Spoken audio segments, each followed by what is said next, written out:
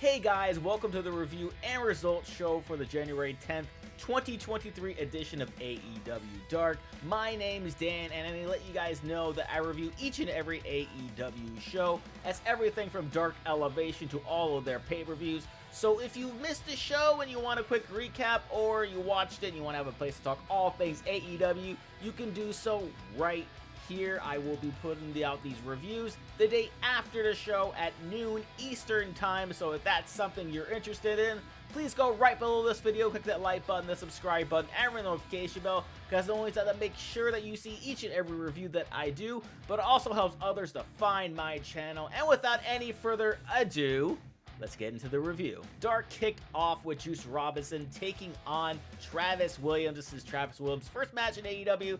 Always fun to see whenever a new wrestler makes their debut in AEW. But this match was certainly all for Juice.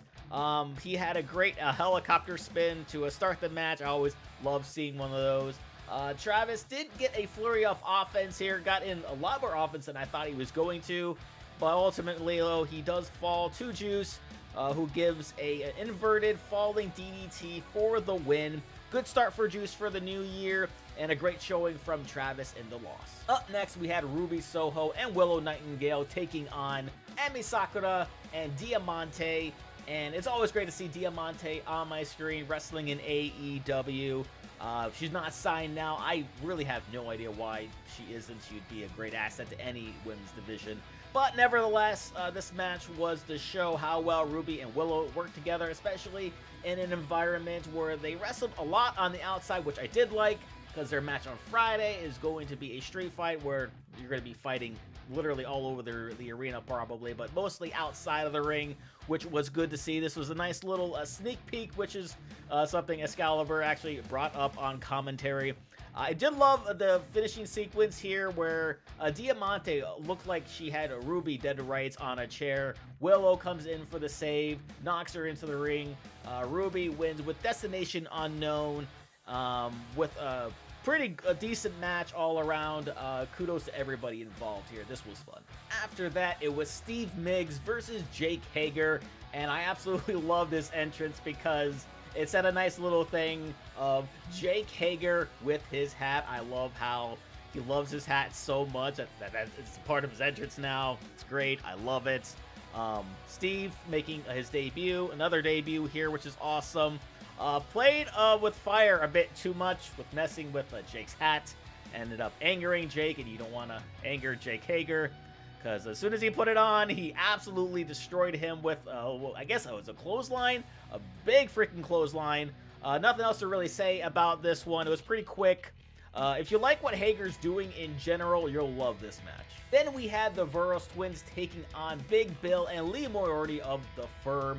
And this was another one of those matches to show how well they work together, so they can have a match for later on in the week, which they do against Jungle Hook. And honestly, I don't really know how you prepare for a guy like Hook, but I digress. They were very dominant, though, in the win.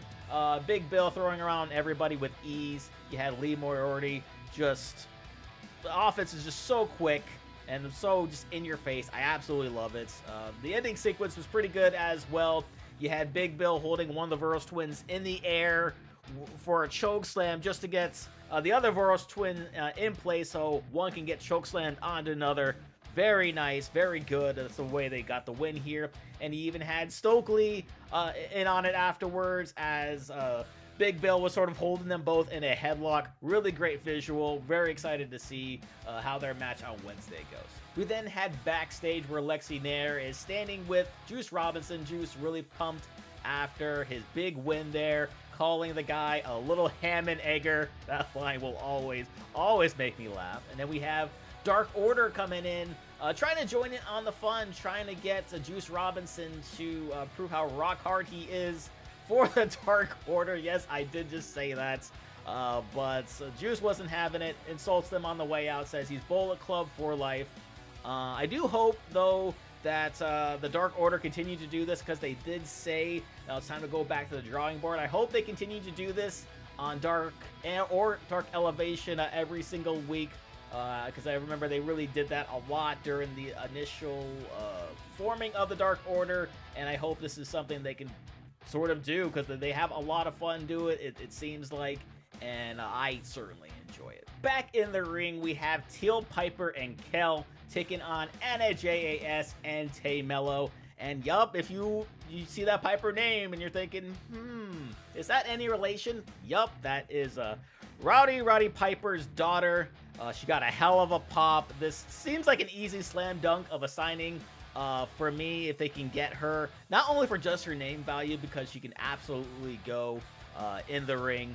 With that said, like Willow and Ruby's match earlier, this was sort of just to have like a little tune-up for what they're going to have on Friday. I would have liked some sort of offense to take place on the outside, just to like reiterate what Ruby and Willow were doing when they were fighting on the outside, considering it's a street fight.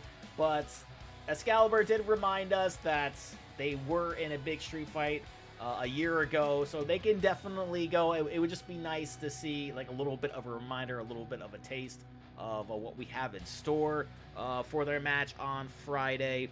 But considering that, though, the match was fine, so I would love to have seen Teal Piper get in a little more offense, considering the response that she got.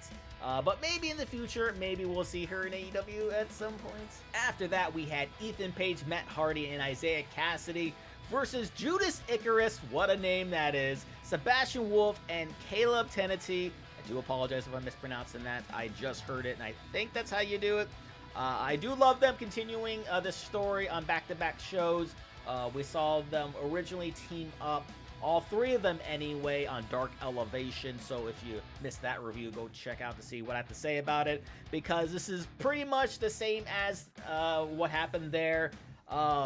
Ethan Page 100% sells this for me with how over the top he is, with him singing to the theme, having the mic on him throughout the match was always a nice touch. And then, of course, Ethan and Matt working well together. You have Isiah still being frustrated about the whole thing, not really being on board, and that was very evident throughout the match.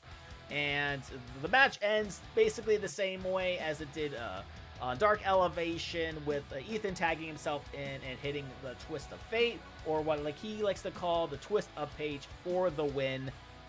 Really curious to see when they continue this. Maybe we'll see this on Rampage at some point, maybe in a little backstage segment. Lastly, the main event, we saw Athena, the ROH World Women's Champion, defending her title against Marina Shafir. This stems back to a Dark Elevation, to where it looked like Marina was making a save post-match beatdown from Athena, but it was really more just a challenge for the championship. And my worst fears were kind of realized here, because I guess they were hoping Marina would get a bigger response, considering Athena was doing all that she could to make sure that the fans knew that she was being a heel. But it just didn't work, because the fans just, I guess, liked Athena more. And Marina is not a babyface, not in the slightest. I think this works with just about any babyface, just so the crowd can have somebody to cheer for, even if you have like some sort of random one-off appearance from somebody in this match, maybe a Teal Piper in the future. That could be fun. But as far as the match is concerned, it was fine if you take out what I just said there. They both did a lot of hard work and looked fantastic. Marina doing those throws down the rampway looked really cool. I really do love her MMA style. I'm not sure like how far off she is, but she's getting there. She's getting really close to being able to doing a lot more things, being entrusted with a lot more things. Certainly could definitely use some help in getting more of a crowd response. Vicky did all that she could, screaming from the top of her lungs, and she really did. Athena did retain, though, by doing a reversal and grabbing the tights. And then post-match, Marina was trying to grab, or at least go after Athena, but Athena kind of did one of these, like smacked her with the title when she was out on the outside. I don't know if this feud is ending here. I sure hope it does, because like I said, give Athena like any other babyface, and I think this works just fine. And that was AEW Dark. What did you guys think about it? Please let me know down in the comment section below. Standout stuff for me was definitely the opening match between Juice Robinson and Travis Williams, and that trios match for the story beat purposes with Ethan, Matt, and Isiah. With that said, though, whether you want a quick recap or you want a place to talk all things AEW, you can do so right here. So please, before you go right below this video, click that like button, the subscribe button, and ring the notification bell. Not only does that mean you don't miss any reviews that I do, but also helps others to find my channel. So thank you guys again for checking this video out, and thank you guys for being all elites.